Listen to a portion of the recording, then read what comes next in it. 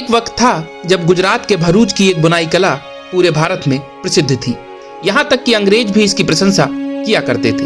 लेकिन दुर्भाग्य से हाल के दिनों में यह कला खत्म होती जा रही थी और सुजनी बुनाई का काम करने वाला भरूच में केवल एक ही परिवार बचा था।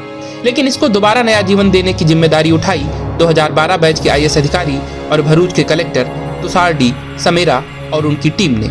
रोशनी परियोजना के तहत भरूच जिला प्रशासन ने सुजनी बुनाई तकनीक को फिर से आम लोगों तक पहुंचा दिया है। इसके लिए भरूच में एक प्रशिक्षण केंद्र स्थापित किया गया और सुजनी बुनकरों के लिए एक सहकारी समिति का भी गठन किया गया है।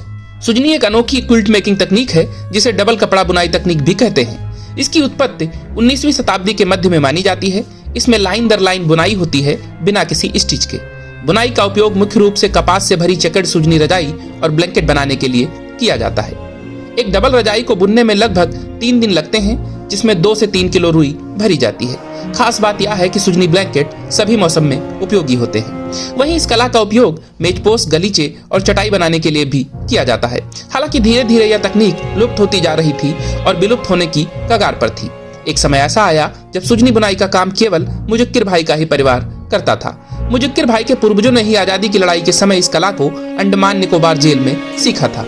लेकिन अब 10 से अधिक नए परिवार प्रोजेक्ट रोशनी के तहत यह कला सीख रहे हैं। अच्छी खबर यह है कि इस कला से जुड़े पुराने परिवार भी इसकी ओर लौट रहे हैं। पिछले 1 साल में 2.5 लाख से अधिक मूल्य के सुजनी उत्पाद बेचे गए हैं। प्रोजेक्ट रोशनी की शुरुआत मार्च 2023 में हुई थी। बुनकरों के लिए Shri Bharuch district Sujani production and sales cooperative society limited नामक एक सहकारी समिति का गठन किया गया।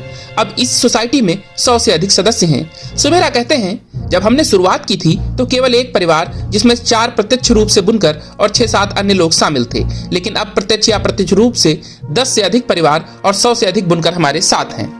प्रशासन ने मुजक्किर भाई के परिवार से मुलाकात की और उन्हें बुनकरों को प्रशिक्षण देने के लिए राजी किया। फिर ऐसे कारीगरों की तलाश की गई जो सुजनी सीखने में रुचि रखते हों। CSR फंड के तहत 40 साल बाद मास्टर हैंडलूम की स्थापना की गई और रीवा सुजनी सेंटर बनाया गया। प्रशासन ने न केवल इस पुरानी कला को पुनर्जीवित किया बल्कि आधुनिक समय के हिसाब से इसे व्यवहारिक और प्रासंगिक बनाने के लिए इसमें नई चीजें भी जोड़ी हैं। बुनकर मूल रूप से सुजनी कला से कंबल बना रहे थे, लेकिन अब वे जैकेट और अन्य कपड़े भी बनाएंगे। इसके लिए जिला प्रशासन ने डिजाइनिंग स्कूल के कुछ लोगों को भी शामिल किया है। सुमेरा कहते हैं कि इस काम में बहुत अत्यधिक मेहनत लगती है और हम उम्मीद करते हैं कि आने वाले समय में इसमें लोग और अधिक रुचि दिखाएंगे और इस पुरानी कला को हमेशा के लिए संजोकर रखेंगे। Bureau report, Indian masterminds.